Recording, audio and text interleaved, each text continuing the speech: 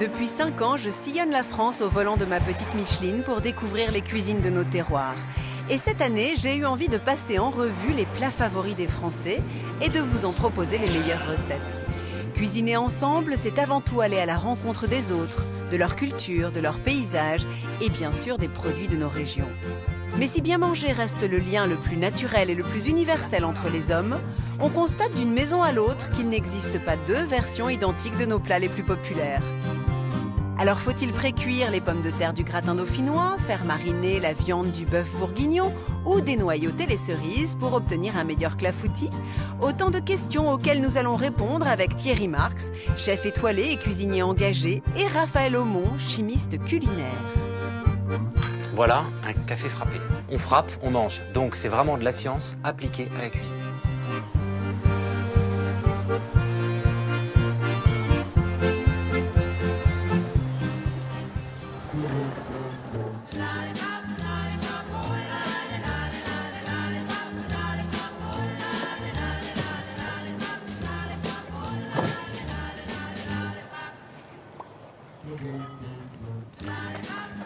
On est bien au chaud. Alors aujourd'hui, on va s'attaquer à un plat fétiche de la cuisine transalpine qui existe dans les livres de cuisine italiens depuis très longtemps, qui selon les régions, selon les familles, a connu beaucoup de variations. Il s'agit de l'ossobuco à la milanaise. Et avec l'ossobuco, traditionnellement, on sert le risotto. Et ça tombe bien, parce que moi, j'adore ça. Je pense que vous aussi. Et sous ces airs de riz au naturel, finalement, le risotto n'est pas si simple à réussir. Alors, on va combiner les deux. Et on va commencer par sortir la viande. Qui dit ossobuco dit jarret de veau. Et d'ailleurs, ossobuco veut littéralement dire os troué. Et pour en savoir plus sur ces recettes traditionnelles italiennes, nous irons à la rencontre d'amoureux et d'experts de la cuisine transalpine, avec notamment Nello Di Meo. Originaire du sud de l'Italie, il voue pourtant une vraie passion à une recette du Nord, notre risotto à la milanaise. Le secret d'un bon risotto, pour moi, et je crois que je l'ai vérifié plusieurs fois, c'est le bouillon. Nous sommes allés chez Alessandra Pierini. Cette belle génoise cherche et ramène le meilleur de l'Italie dans son épicerie fine parisienne et s'amuse à réinventer les grands classiques de la cuisine comme l'ossobuco, qu'elle réalise avec du poisson. Nous allons choisir l'os pour chaque tranche. Et voici. Ou encore le risotto préparé au four, inédit. Christophe Mandrolini, lui, est riziculteur en Camargue, mais il a décidé de produire et de mettre à l'honneur le riz à risotto, pas très courant en France. Venue tout droit de Trévise et installée dans notre capitale, Laura Zavon est une vraie donna qui a des astuces pour utiliser les restes de risotto. C'est une gourmandise. Quand on commence, on ne s'arrête plus. Et bien sûr, notre chef Thierry Marx vous préparera lui un risotto aux accents vénitiens, tutto nero. Champion du monde. Mais revenons tout de suite dans ma cuisine pour attaquer un autre classique italien, et non des moindres, l'ossobuco. Alors mes rouelles de veau, comme on peut dire aussi, je les ai choisies bien épaisses, parce que je me suis rendu compte d'abord qu'elles se détachent moins, elles ne se tortillent moins à l'intérieur de leur cercle de peau, et puis surtout, du coup, on a une vraie texture de viande à l'intérieur. C'est pas juste un prétexte à manger de la sauce. Alors, ces rouelles, moi je vais les éponger légèrement pour qu'elles rissolent bien. Le temps de revenir sur l'histoire de celui qui reste indissociable de l'ossobuco et que nous ferons dans la foulée, le risotto.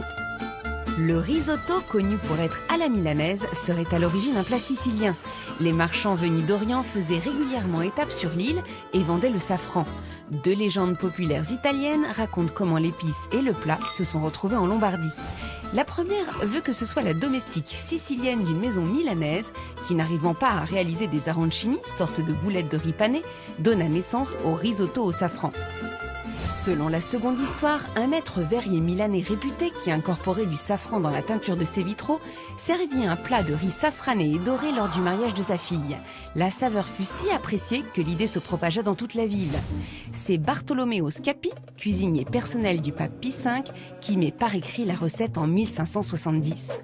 À la fin du 19e siècle, Artusi, gastronome italien, y ajoute du vin blanc et le cuisinier milanais Felice Luraschi le nomme pour la première fois le riso giallo à la milanese. Le terme de risotto est lui employé à la fin du XXe siècle.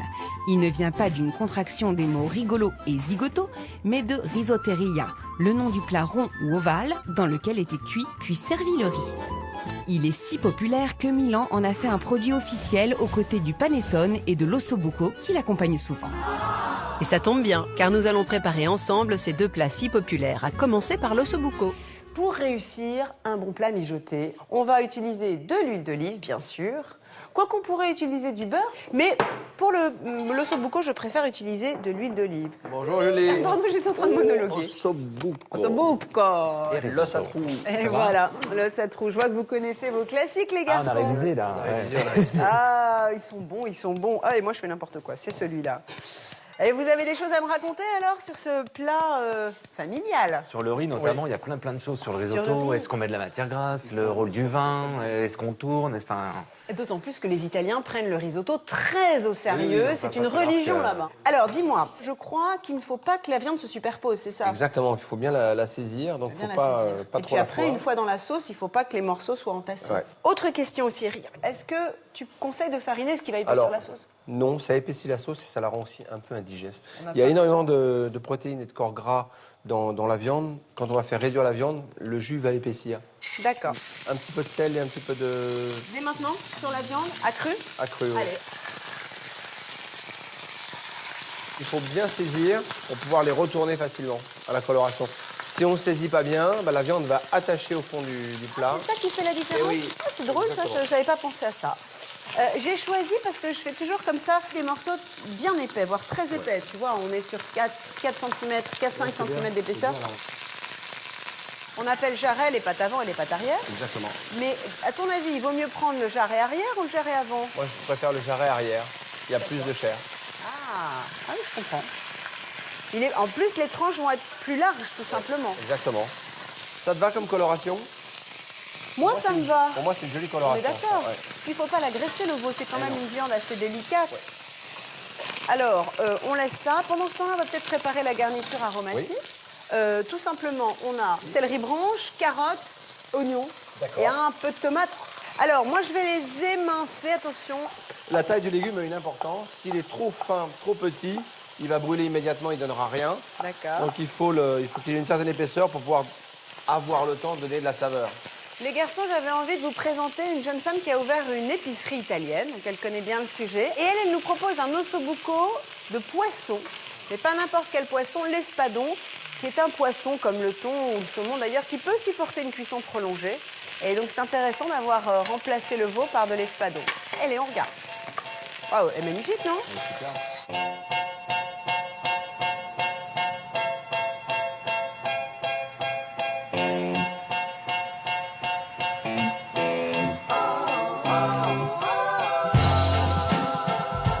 Pour cette recette, je me rends dans un petit coin d'Italie en plein cœur de Paris, dans l'épicerie fine d'Alessandra Pierini.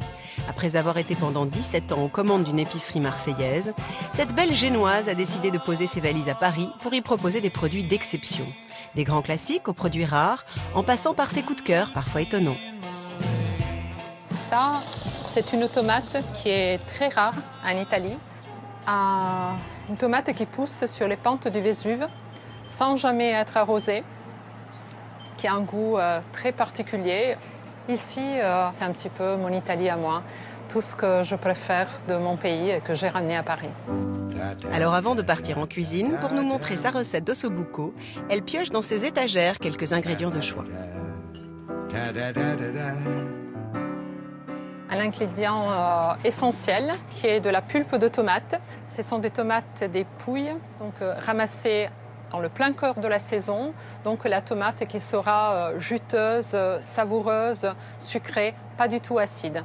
Alors je vais aussi utiliser pour une recette ces anchois. Ce sont des anchois, des filets d'anchois à l'huile d'olive de Sicile, particulièrement savoureux, fondants et pas trop salés.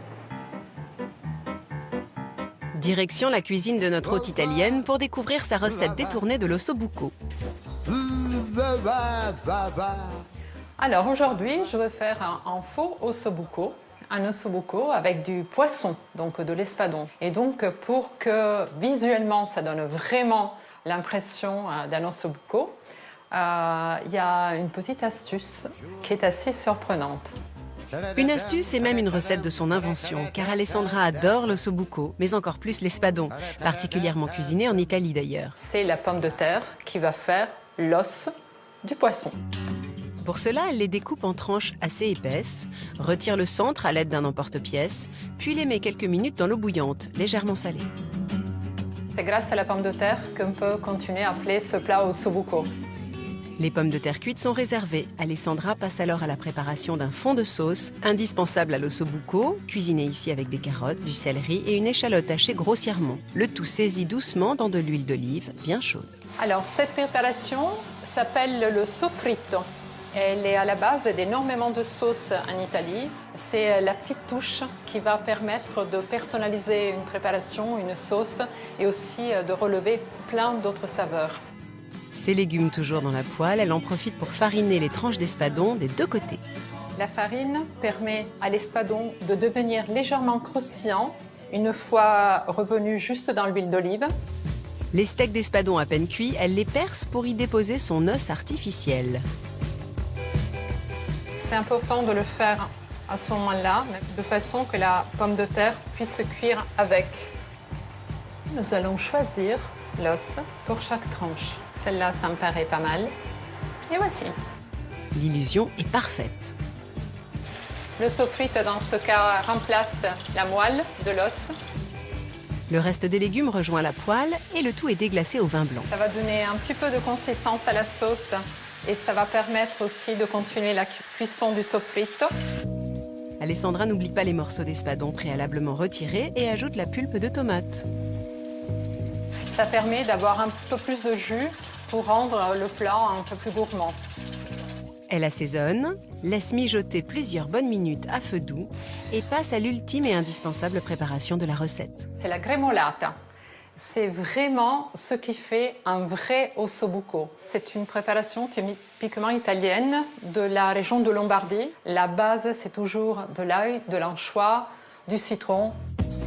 Alessandra dispose tous ces ingrédients, hachés et mélangés, sur le poisson. La gremolata, elle est comme ça, dans la recette traditionnelle, avec l'anchois, même si c'est de la viande. Le citron non traité est râpé en abondance pour finaliser la gremolata. Et l'ensemble de l'assiette. L'ossobuco d'Alessandra, véritable jeu de trompe-l'œil, est fin prêt. Dans ce plat, on retrouve déjà l'apparence de l'ossobuco traditionnel. Et ensuite, la sauce tomate au départ, le déglaçage au vin blanc, la gremolata à la fin, ce sont les préparations traditionnelles. C'est juste la matière première qui change. Et donc, c'est un petit peu une façon de se moquer un peu de l'ossobuco véritable.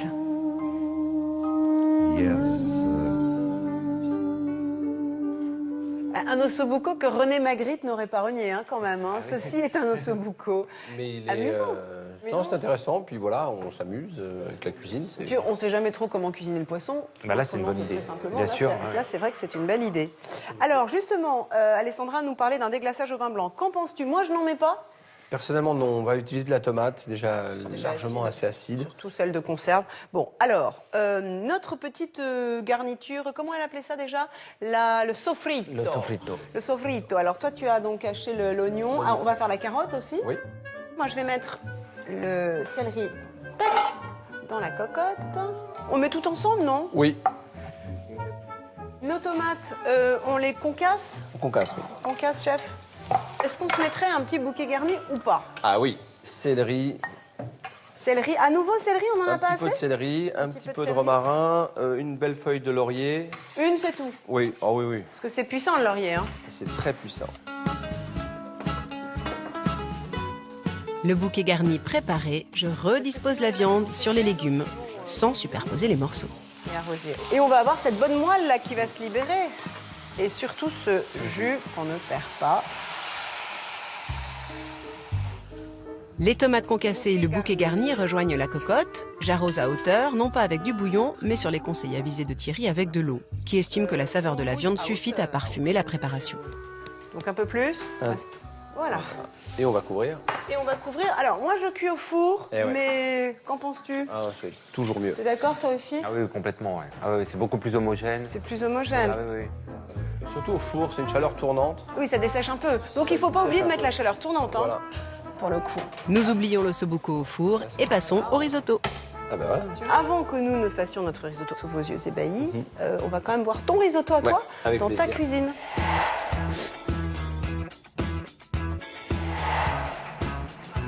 Et oui, rejoignons discrètement les cuisines de Thierry Marx. Tous les ingrédients sont là, prêts à être cuisinés. On y va. Il me faut un oignon. Ciselé très fin. Première étape de la recette de Thierry Marx, l'oignon est revenu dans du beurre clarifié à feu vif.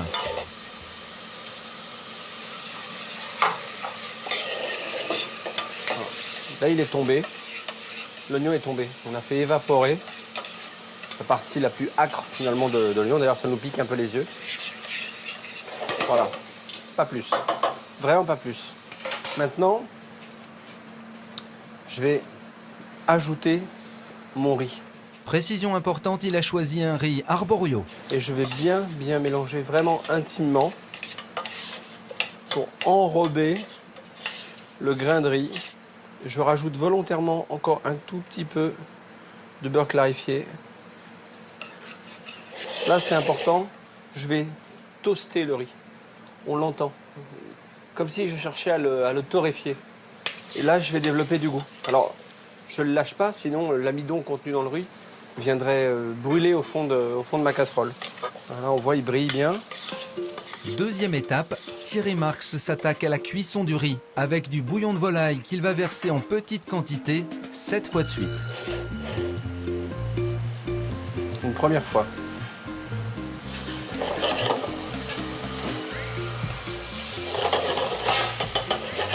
Et je vais plus le remuer. Thierry mouille ainsi son riz au fur et à mesure en prenant soin de le recouvrir de papier sulfurisé entre chaque dose de bouillon et surtout sans jamais le remuer. Donc là, je vais commencer à réduire un petit peu l'intensité de cuisson. Troisième étape, pendant que le riz gonfle, Thierry fait cuire ses légumes. Il a choisi des haricots verts, des pois mange-tout et du chou. Je mets un tout petit peu de haricots verts et surtout, j'arrête pas l'ébullition. Je vais les cuire fermes, mais cuits. Les légumes sont réservés et le chef poursuit la cuisson du riz. Et il a gonflé, il est beau. Alors maintenant, je peux vérifier. J'ai absolument pas assaisonné. Pourquoi j'ai pas assaisonné? Parce que je vais utiliser du fromage pecorino. Et ça a toujours tendance à être trop salé. En plus, je vais lier mon risotto avec de l'encre de sèche, très iodée. Mais avant cela, notre chef ajoute du mascarpone qu'il laisse fondre. Moi, pour pas me tromper, je compte tout par 7. Donc j'ai mis 7 fois du bouillon. Je laisse ma crème, mon mascarpone 7 minutes. Et maintenant, 7 minutes après, je commence à mettre mon pecorino. Quatrième étape, notre chef passe à la sèche, dont il n'utilise que les blancs. La sèche. Alors la sèche, il faut bien la travailler. D'abord, il faut la nettoyer. Elle doit être quasiment translucide. Je dois avoir ma lame passée dessous. Et donc maintenant, je vais pouvoir la tailler vraiment finement. Les sèches, c'est simple. Poêle très chaude. Sur l'huile d'olive, vraiment fumante et très peu de sèche en même temps. J'évite de décoller du fourneau pour que je puisse évaporer tout de suite le maximum d'eau contenue dans cette tagliatelle de sèche. J'adore ce truc. Quand j'ai mis ça au point,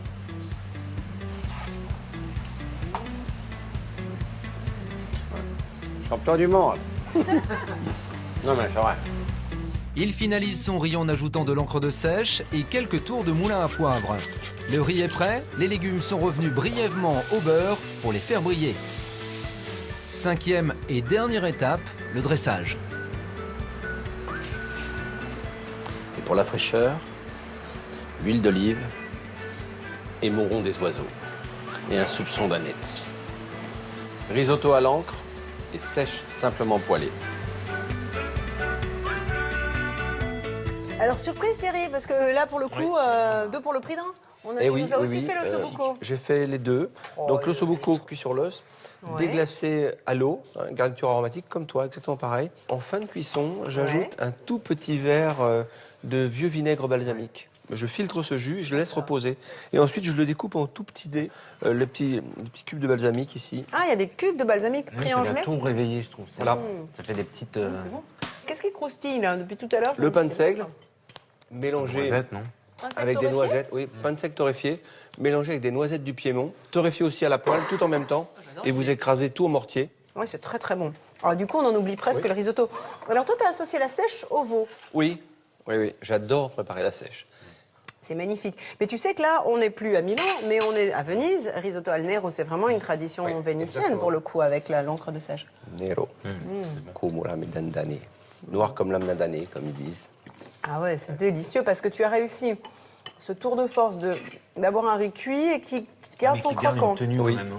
Alors on retourne à notre... On y va. Eh, oh, tu nous gardes ça, hein. Ouais, mais je sais pas si je vais quand même continuer à manger moi. Non, c'est absolument délicieux. Bon, on va en prendre pas mal de tes idées d'ailleurs pour l'adapter à notre risotto et notre ossobuco traditionnel. On vient de voir tout à l'heure. Ah oui, parce que cette Pour le cuisson de riz riz, justement un peu croquant à Ah, l'intérieur, super. il y a des techniques. Alors, on cisèle un oignon. Tout de suite.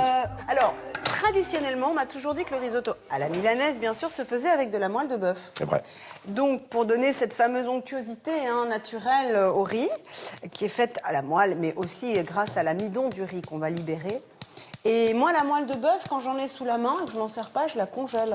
Oui, pareil. C'est parce que ça se conserve pas très longtemps. Non, ça. Au congélateur, 3 à 6 mois maximum. C'est ça, 3 à 6 mois maximum, parce que c'est de la matière grasse et donc c'est plus sensible qu'autre chose. Oui.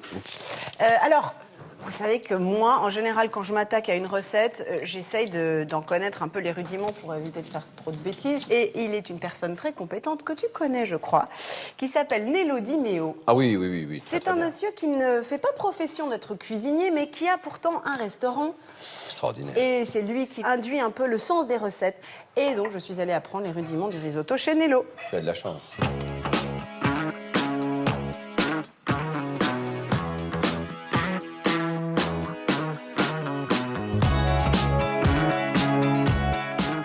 Pour cette recette de risotto, je fonce dans le 6e arrondissement de Paris et je vais à la rencontre d'un maestro, Nello Di Meo. Ce marchand de tableaux originaire du sud de l'Italie est si passionné de cuisine qu'en 1978, il ouvre un restaurant avec son frère. On y savoure une cuisine fraîche, simple et claire, tous les goûts de leur enfance. C'est dans sa cuisine que Nello va m'offrir un cours particulier. Eh ben voilà, Bonjour Julie. Nello. Merci de m'accueillir. Tu vas bien?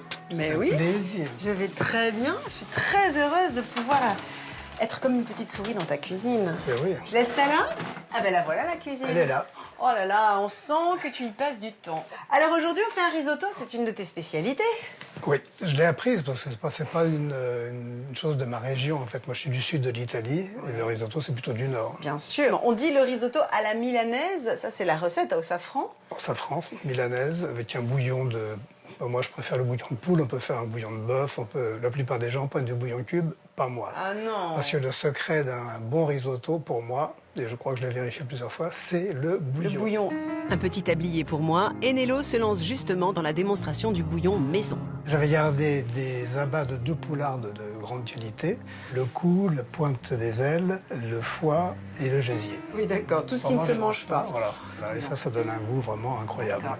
Alors, Alors, on va mettre les abats. les abats. Je ne mets D'accord. pas de matière grasse. Ah bon? Aucune. D'accord. On fait ça comme ça. À sec. Alors, à cela, on va ajouter On va quoi? mettre tous les légumes. Des carottes, des courgettes, du navet, du céleri, du persil, des tomates et une échalote plus douce et sucrée que l'oignon. Sont grossièrement découpées et plongées dans l'eau. Je suis étonnée que tu mettes une courgette. Bah, tu n'es pas obligé, mais tu peux mettre aussi un poireau. Mais tu sais pourquoi? Parce que ça donne un petit Entière. goût. Et puis ensuite, tu les manges après.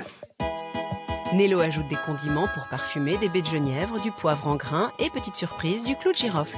C'est drôle. Alors là, tu sors des clous, hein. Tu sors des on a un clous, clou mais de tu en girofle. mets quand même. Clou de girofle. On peut laisser bouillir 1 heure à couvert et préparer notre riz. Parlons, parce que là aussi, il y a des familles. Il y a le traditionnel riz arborio, il y a le carnaroli. Toi, tu fais Moi, quoi j'aime pour cette bien recette celui-ci. C'est un carnaroli. Mais est-ce qu'il y a vraiment une différence entre toutes ces variétés? Écoute, je crois que c'est un peu comme beaucoup de choses. On dit que chacun a le meilleur coiffeur, meilleur médecin, meilleur dentiste, meilleur truc. Et en fait, il faut un bon riz, quoi. Voilà. Ouais, il faut un bon riz. Est-ce qu'on peut faire autant de riz que l'on veut ou est-ce qu'au bout d'un moment, il ne faut pas dépasser une certaine quantité au risque de rater son risotto? Tu vois ce que je veux dire? Non? Donc, si on veut faire pour 700 grammes de riz, on prend une grande sauteuse ou quelque chose comme ça. Le bouillon, il est presque prêt. On va faire réduire un petit peu de bouillon avec le safran. Le temps que le safran réduise, Nello filtre son bouillon au chinois et au torchon pour le dégraisser finement. Cette opération terminée, il met à feu très doux un mélange d'échalotes et de beurre salé. Ah oui, donc finalement, tu obtiens pratiquement une purée, hein? Ouais, presque. C'est pas mal cette cuisson. Nous pouvons ensuite incorporer le riz. Donc là, on va faire revenir le riz accru, le nacré en quelque sorte. Oui, on le nacre. Le but, c'est que chaque grain soit bien entouré de matière Oui, grasse. vaut mieux, oui. D'accord. Le tout va être mouillé au vin blanc. Côte de Provence. Tu n'utilises pas spécifiquement un vin italien, faut pas, non. On est des puristes, mais C'est un de mes amis jusqu'à un qui fait certain ça, point. D'accord. beaucoup, et voilà. Mais quel vin blanc faut-il utiliser pour autant? Est-ce qu'il y a une typicité blanc sec, en tout particulière? cas. Sec, oui. Au pif, bonne rosade. Voilà, ça devrait aller, je pense. Donc, le vin sera absorbé. On va commencer avec le bouillon. À partir du moment où tu mets le bouillon, c'est quoi? 15 minutes, 20 minutes? Ça dépend des riz. Oui, on dit en général 17-18 minutes, mais enfin moi, je dis toujours qu'il faut goûter. Et selon Nello, il faut également remuer le riz à la cuillère. Nous n'oublions pas d'intégrer la réduction de safran et remuons encore et encore. Nous nous attelons à l'ultime et essentielle préparation, la mentecatura, un mélange de beurre salé froid et de parmesan bien affiné. Un petit secret que je fais systématiquement, je mets un jaune d'œuf dedans. Et ça rend le côté un peu plus onctueux. Ah, tu le verras côté tout à l'heure. mantecato, comme vous dites Mantecato, les Italiens. Absolument. C'est-à-dire bien crémeux, c'est la texture par excellence d'un risotto réussi, appelé d'ailleurs le risotto mantecato. Donc, je vais mettre ta mixture magique. Ça y est. Là, on commence à avoir la vraie texture d'un risotto à la milanaise, tu vois. Un coup de poivre, hop. Ouais, ça c'est important le poivre, hein, dans Bon, cette oui, ça donne recette. toujours du bon goût. On couvre. Pas On laisse longtemps, 2-3 reposer quoi, minutes. 2-3 minutes. D'accord, le temps que tout se Le temps mélange de- bien. Le temps de mettre la table. Et le temps de mettre la table, de se mettre son habit de lumière. Voilà. Côté salon, c'est Lydie, la sœur de Nello, qui dresse la table. Il ne nous reste plus qu'à déguster entre amis. Voilà. Oh là là, Le riz, c'est hop. magnifique. Dans cette maison, les plats se préparent, mais se servent également dans les règles de l'art. Alors, on est bien d'accord, Nello, pour aller jusqu'au bout quand même de la religion qu'est le risotto. Pour toi, jamais d'assiette creuse. Non. Jamais. Et on touche un peu fait l'assiette comme ça, pour hop, répartir. hop, hop, hop. D'accord, donc en fait, ça c'est le geste traditionnel. Nello distille à présent quelques gouttes de bouillon de safran et parsème chaque assiette de poudre de réglisse finement râpée. Vous avez commencé, moi je goûte aussi. Oui, mais parce que je trouve que ça n'attend pas le risotto. On s'est donné trop de mal, surtout toi. Il a une couleur magnifique. C'est bon. Mais je veux dire que cette trouvaille de la réglisse, c'est génial. Une coquetterie culinaire d'un grand chef italien de la région vénitienne, Massimiliano Alaimo, qui a d'ailleurs fait de ce risotto son plat signature. Merci Nello pour cette découverte. Alors, ce risotto à la milanaise traditionnelle, avec beaucoup de tours de main, mais une petite pointe de réglisse, façon grand chef italien, à la Imo. Tu connaissais ça? Je connaissais, je l'avais lu, je l'avais Ouais. pas fait. Voilà, je t'ai ciselé tes oignons. Oui, et puis toi, quand tu ciselles, hein? Bah oui. Oh, t'avais Parce un que ça. soupçon, là? Non, mais ça va fondre. Tu vas l'enrober dans ton riz. La moelle s'est totalement liquéfiée. Nous pouvons donc y mettre l'oignon rouge, puis j'intègre la fameuse et précieuse épice qui donne tout le charme au plat. Je veux parler du safran. J'ai retenu qu'il valait mieux pas trop le chauffer pour ne pas altérer son goût, tout simplement. Mais il faut quand même le diluer avant, Oui. pour qu'il libère bien sa saveur. Si on le rajoute au dernier moment, ça va pas donner de goût. Non, moi je le diffuse un peu dans un bouillon, comme si je C'est faisais ça. un thé. Voilà. Dans la mesure du possible, on essaye de choisir des filaments et pas de la poudre, parce qu'on ne sait jamais ce qu'il y a dans la poudre. Ça peut être coupé à plein de choses. Alors, regarde, mes petits filaments de safran, je vais les recouvrir de mon bouillon chaud, mais pas bouillant.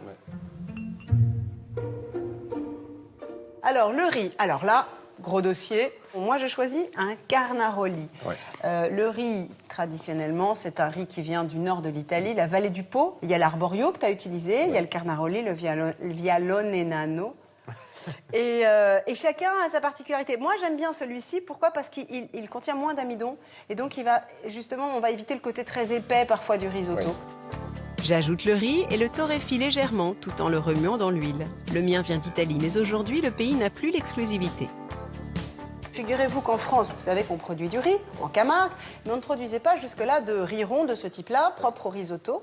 Et il y a un producteur, Christophe, qui s'est lancé dans cette culture en allant chercher des variétés italiennes et qui les a adaptées au Mistral camarguais. Et c'est pas si simple d'ailleurs. On va le voir tout de suite.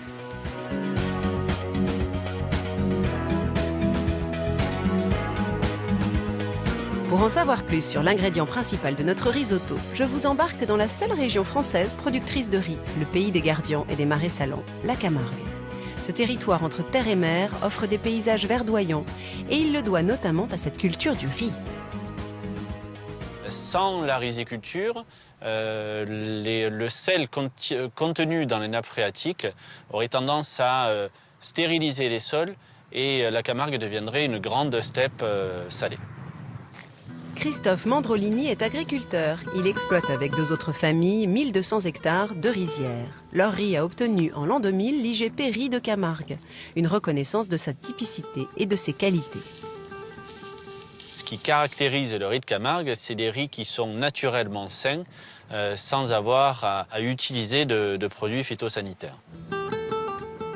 Si comme les autres riziculteurs, il cultive principalement du riz à long grain, il s'est peu à peu intéressé aux variétés de riz à risotto, des variétés italiennes historiquement absentes du bassin camarguais.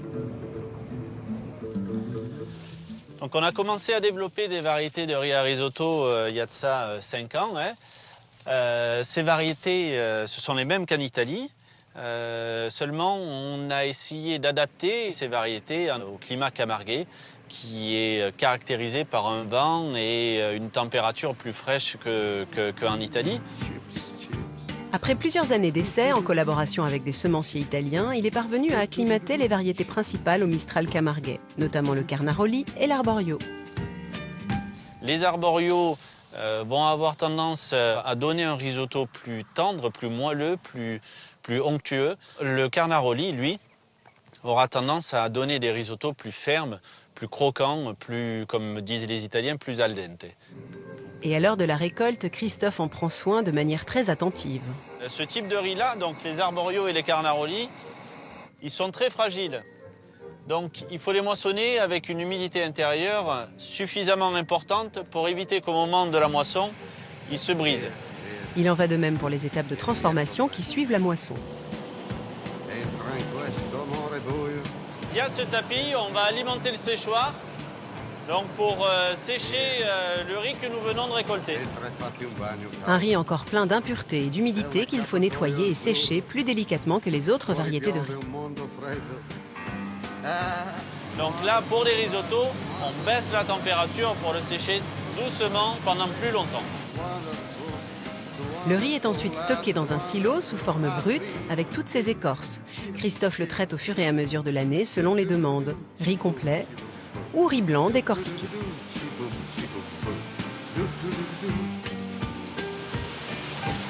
Alors pour le blanchir, c'est très simple. Il suffit de le polir, le frotter avec des pierres. Donc on part de cette matière-là, le cargo, et on obtient au fur et à mesure des polissages du riz blanchi qui est du pur amidon. Et tout cela se fait mécaniquement à l'intérieur de ces machines. Il faut 3 passages successifs pour blanchir du riz et un dernier passage qui sert de lustration. Christophe a trouvé un marché de niche, comme l'on dit, car ces variétés ne représentent pour l'instant que 5% de la production camarguaise. Affaire à suivre. Et il est équipé, Christophe, hein? C'est incroyable. Ah oui, hein, c'est superbe. Belle propriété. Et puis moi, je trouve ça formidable de voir des producteurs français qui sont pas campés sur leurs acquis, mais qui sont à l'écoute des modes aussi, des tendances. Le risotto, c'est une tendance récente. Et puis c'est vraiment un riz qui est très différent des autres riz longs. Parce que pourquoi on ne peut pas faire par exemple de risotto avec un riz long pour que ça ne marcherait pas? Le riz, donc que ce soit Arborio ou Carnaroli, sont des riz qui contiennent, comme les autres d'ailleurs, de l'amidon. Mais il y a 2 types de molécules. Il y a une molécule qui est en hélice, qui s'appelle l'amylose, et une molécule qui est ramifiée, comme des peignes avec des branches partout, comme des bras, qu'on appelle l'amylopectine. L'amylose, Ces petites spirales, elles vont très vite se libérer dans l'eau et ça va donner de l'épaisseur. Ça va lier, ça va très vite épaissir et coller. Alors que l'amylopectine, ça va faire une structure un peu rigide et ça va donner quand même une notion de cuit, mais encore ferme. Et ça, tu en retrouves plein justement dans ces riz à risotto. Et c'est ça l'intérêt. Voilà. Donc, pour vous montrer ça, on a fait différentes cuissons. Alors là, j'ai pris de l'eau avec un petit jus d'épinard pour avoir une petite couleur verte. C'est l'épinard, ça. Alors, donc j'ai cuit à 5 minutes, 10 minutes et 15 minutes. Ça, c'est 5 minutes de cuisson. Et on voit très très bien encore tous ces grains d'amidon à l'intérieur. Voilà, le blanc à l'intérieur. Donc, c'est-à-dire que le liquide n'a pas encore complètement pénétré le grain. Voilà, c'est ça, c'est pas gonflé. Donc, c'est encore cru. Ensuite, au bout de 10 minutes, on voit que c'est déjà pas trop mal cuit. Ça rentre bien, ça gonfle, mais il y a encore un petit peu de blanc. Et en 15 minutes, là, il est cuit, il est translucide. Et on voit que ce grain de riz, il prend 2 fois son poids en eau. Alors qu'un riz long grain, comme on dit, absorbe moins d'eau. Moins, voilà. Et donc, ce qui va être vraiment primordial pour le goût, ça va être la qualité du bouillon que vous allez mettre. Parce qu'évidemment, si vous mettez de l'eau qui n'a pas de goût, c'est ce que nous disait Nello. Voilà. Je repars côté cuisine avec Thierry et vais de ce pas mettre en application les conseils de notre scientifique. Alors, on a fait revenir notre riz dans la matière grasse de la moelle et maintenant, on va continuer la préparation assez classique, d'ailleurs assez traditionnelle. Là, pour le coup, vin blanc, hein, on est d'accord. On est d'accord. Pas transiger à la tradition. Non. Alors, comment on dose le vin? Est-ce que là aussi, c'est jugé? En gros, pour 250 grammes de riz, moi, je dirais quoi? Un bon demi-verre, non? Voilà.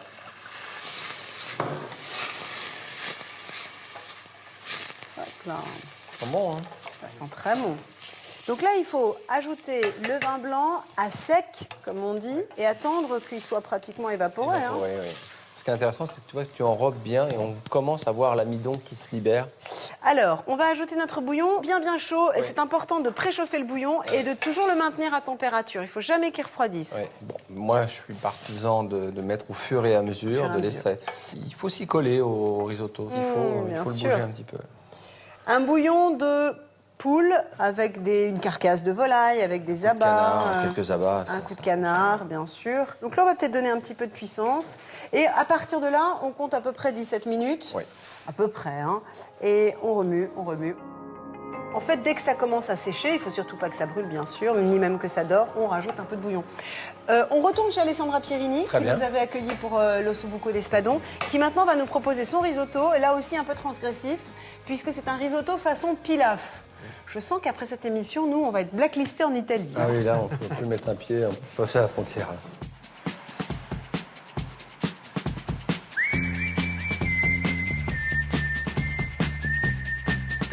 Retour dans la caverne au trésor d'Alessandra, car notre grande spécialiste de la gastronomie transalpine a encore une fois une version bien personnelle du risotto. Et bien sûr, ici comme partout ailleurs en Italie, tout commence par la sélection du riz. Alors, pour notre recette, je vais utiliser du carnaroli. C'est ce riz qui est produit dans la région de Bielle, dans le Piémont. C'est un riz que j'aime particulièrement. C'est le riz le plus utilisé en Italie aussi pour toutes les recettes de risotto. Moi, j'aime beaucoup utiliser celui-ci. De retour en cuisine, Alessandra a prévu de nous montrer une préparation du risotto express pour les journées trop remplies. Le risotto, on sait, c'est assez long, la préparation. Il faut le surveiller longtemps. Alors qu'ici, avec quelques astuces, on arrive à avoir un résultat assez impressionnant sans trop surveiller la cuisson. Mais avant de nous dévoiler sa technique de cuisson, Alessandra démarre par la préparation du fond de sauce, quasi présent dans toutes les recettes italiennes, le sofritto. Ce mélange de carottes, de céleri et d'échalotes haché menu et saisi à la poêle. Un bon fond d'huile d'olive, ça sera donc la seule matière grasse.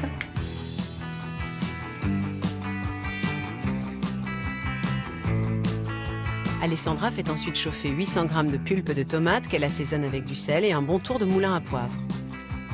Ça a une très bonne consistance, ni trop épaisse, ni trop liquide. Ça y est, la petite préparation de base aromatique est prête. Je rajoute donc le riz. Je tourne pour qu'il prenne bien le goût des aromates et de l'huile d'olive. Je laisse juste quelques secondes et voilà, bien mélangé, le tour est joué. C'est le moment de rajouter la tomate Et à ce moment-là, juste je l'étale légèrement, mais je ne tourne pas la préparation. Il faut vraiment que ça cuise par absorption et sans mélanger.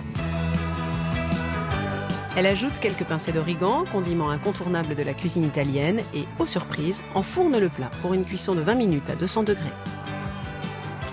C'est une recette qui n'est pas forcément traditionnelle en Italie parce que je saute l'étape de la torréfaction au départ comme on fait dans le risotto avec du vin blanc. Mais disons qu'avec la technique un peu de la cuisson du riz pilaf, je l'ai réadapté. Ça permet de ne pas surveiller le riz trop longtemps pendant sa cuisson. Sa technique a également un intérêt gustatif. Ça permet d'avoir un riz plus croustillant, plus toasté, disons presque torréfié, et on sent vraiment le goût de la graine à travers la sauce tomate. Les 20 minutes de cuisson sont passées, voyons ce que ça donne. Voici. La sauce est presque caramélisée autour, et là on commence à voir le riz qui dépasse de la tomate. C'est le signe que c'est prêt. Alors là, c'est le moment fatidique du mélange. C'est à ce moment-là, au moment où on tourne, que l'amidon du riz sort et permet de lier tous les ingrédients entre eux. Pour finaliser son plat, notre experte des beaux produits n'a pu s'empêcher d'ajouter une petite note gourmande à sa recette déjà bien créative. 200 g de mozzarella fumée. La mozzarella, c'est ce qui va donner un peu le côté onctueux, crémeux. Là, avec la chaleur, on sent aussi un peu le parfum de fumée du fromage. Et voilà, c'est prêt pour le service. Il ne reste qu'à le manger.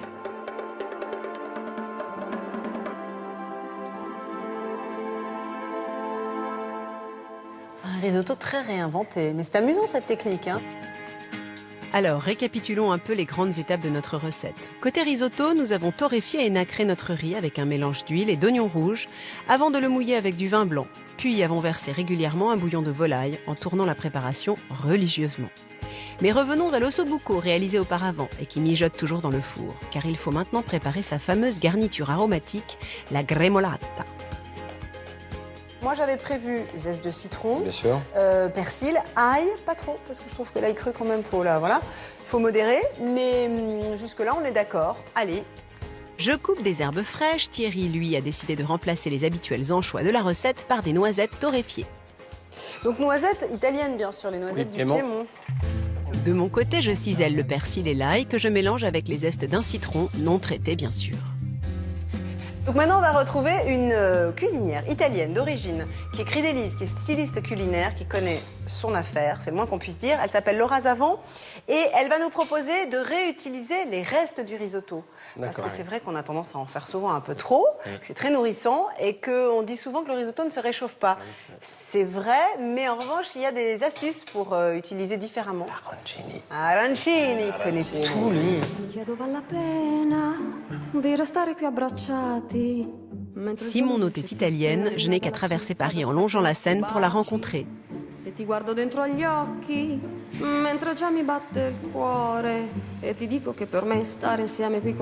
ici, à quelques pas de la Tour Eiffel, que m'attend Laura Zavon, française d'adoption mais résolument italienne.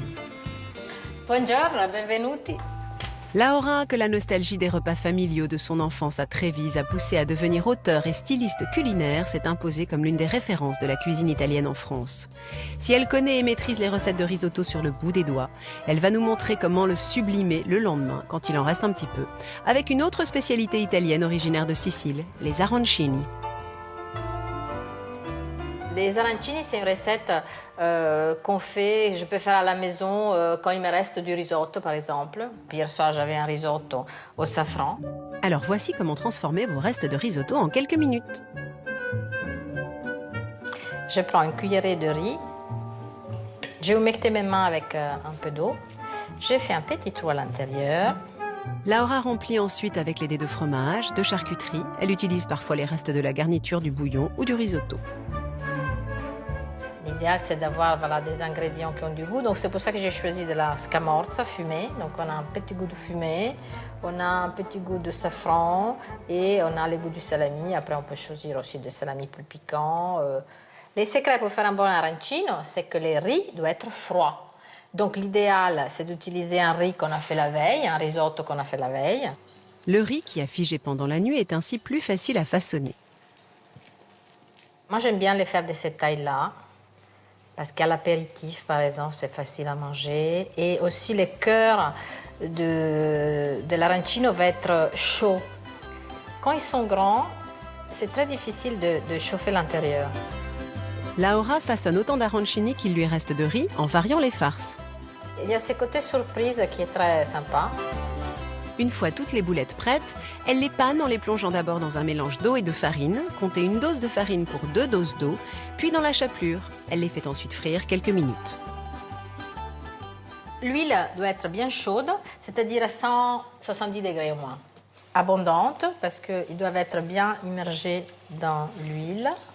On attend qu'ils soient bien dorés. Bon, là, je dirais que c'est prêt. Il n'y a plus qu'à égoutter les arancini sur du papier absorbant et à déguster. Chaud, c'est encore meilleur. Oh, c'est chaud. Un arancini parfait. Ça file. Avec son fil de fromage, al telefono, comme aiment le dire les Italiens. C'est une gourmandise. Quand on commence, on ne s'arrête plus. Merci Laura pour cette recette qui donne une seconde vie aux risotti. Ah, ça donne envie de manger les restes et ça donne envie de la faire, la recette. C'est vrai que c'est... Faire du jogging aussi. Faire du jogging. Faut faire du jogging. De toute façon, risotto, hein. Mais j'aime bien la boulette filaire. Et Laura va nous rejoindre d'ailleurs tout à l'heure. Alors attention les gars, pression. Faut pas qu'on se plante là. Hein. Donc là, tu as torréfié tes noisettes. Voilà. Ça, c'est arôme du praliné presque. Oui, sans le sucre. Ouais, c'est sans bon, le hein. Ça sent bon. C'est une très belle idée, je trouve, de rajouter des noisettes sur la gremolata. Parce que c'est vrai qu'on ajoute un goût, mais on ajoute une texture aussi. Oui. Ce fameux croquant. Bon, on commence peut-être à goûter, là. Ah oui, Qu'est-ce que vous en pensez? Tous les Italiens nous l'ont dit, qui ont traversé cette émission, il faut goûter. On n'est pas tout à fait cuit, mais en tout cas, tu vois, le bouillon est déjà salé. Pas salé davantage, hein. Bah, tu dis pas tout à fait cuit. Bah, moi, je l'aime comme ça. Non, mais je comprends parce que en même temps, une fois qu'on aura rajouté le parmesan, le beurre, etc., il faut laisser reposer. Et il va continuer de cuire dans sa chaleur. Il va continuer à se développer. Il va commencer à absorber. Là, il est vraiment... Basta così. Al dente. Al dente. Ah non, tu sais ce qu'on a oublié? Le safran. Le safran. Je n'osais pas le dire. Mais alors du coup, est-ce que tu fais comme Nello, tu filtres les filaments? Quand on tombe sur un filament, c'est très amer. Et voilà. Je fais monter le tout avec de gros morceaux de beurre bien froid et du parmesan râpé. Et parmesan très affiné, 24 mois, 36 mois, ou au contraire Pour pas moi, trop? 24, c'est grand max. Ça suffit, hein, sinon c'est... Après, 36, ça devient un peu un Ça devient gadget. piquant et ça va l'emporter sur le reste. Ça emporte. On a mis un très bon safran, ça serait dommage de gâcher. Le sobuco est prêt, mais une fois sorti du four, je le place sur ma plaque à feu doux pour le maintenir au chaud. Et voilà. Bah, c'est beau. C'est pas mal. Tu vois, ça continue à gonfler, c'est magnifique. Tu vois? Fallait pas plus de sel, hein? Eh bien, il fallait surtout pas plus de cuisson. Non, pas plus de cuisson, on est bien. J'irai pas plus loin sur le Ah, non, parmesan. non plus. Non, Je me permets. Ah bah, Je vais avec goûter depuis tout à l'heure, mais... plaisir. Mais bon. Mais il est ferme. Bon, hein. Délicieux. Il ne nous reste qu'à dresser les assiettes et avec tous ces ingrédients, nous ne sommes pas trop de 3. Thierry dispose le sobuco que j'assaisonne et parsème généreusement de gremolata. Nous l'accompagnons de notre risotto et de la garniture légèrement réduite. Fais gaffe de pas te brûler. Et ça sonne. Hop là. Bonjour mesdames, bonjour Laura, bonjour Alessandra. Merci d'être avec nous. C'est un plaisir. On a des spécialistes, hein, piacere, per noi anche. Je suis heureuse de retrouver ici nos 2 expertes italiennes, Laura Zavan, la Trévisane, et Alessandra Pierini, la Génoise, qui ont eu la gentillesse de nous livrer un peu plus tôt leurs astuces et recettes de cuisine. Alors dites donc, c'est le moins qu'on puisse dire, c'est que vous connaissez le sujet. Installez-vous ici. Hop là, et voilà. Le sobuco, c'est plutôt un plat de famille, non? Plutôt que de restaurant. C'est le plat du dimanche. Chez moi, c'est Ça faisait partie des recettes que ma mère ou ma grand-mère faisaient le dimanche. C'est un plat parfait pour l'hiver. Ouais, bien sûr. Bon, les gars, j'espère qu'on ne s'est pas planté. En tout cas, on a été bien conseillés par vous, par d'autres amis assez connaisseurs. Et on a essayé. Alors, on est resté assez classique. Si ce n'est la gremolata qui, traditionnellement, vous l'avez rappelé, se fait avec des anchois. Et Thierry a suggéré de remplacer les anchois par de la noisette. Du piémont et toasté, enfin torréfié. Comme ça, écrasé un petit peu pour lier un peu la gremolata. En tout cas, ça sent très bon. Oui, la présentation est très jolie, les couleurs. Est-ce que vraiment le risotto accompagne l'ossobuco? Moi, j'avais entendu ça, goûté ça, mais c'est peut-être pas le cas partout. Dans ce cas, oui. C'est d'ailleurs le seul plat qui est accompagné d'un risotto. Parce que sinon, chez nous en Italie, ce sont 2 plats principaux. Mais l'ossobuco est accompagné du risotto alla milanese, mais pas d'un autre risotto. Ah, alors qu'est-ce que vous en pensez de notre version à la française? Très, très bon. C'est délicieux. Très C'est bon. vrai? C'est délicieux. Oui, parce que la viande, en plus, elle est bien moelleuse. Ah oui. Pour un risotto traditionnel, est-ce qu'il faut vraiment s'astreindre à rester 20 minutes devant son fourneau et tourner? En cuisine, au moins. Il faut être en rester à cuisine. côté. Il faut être à En cuisine, côté. voilà. Ah oui, il faut être à côté parce qu'il faut tourner tous les... Il faut de la présence.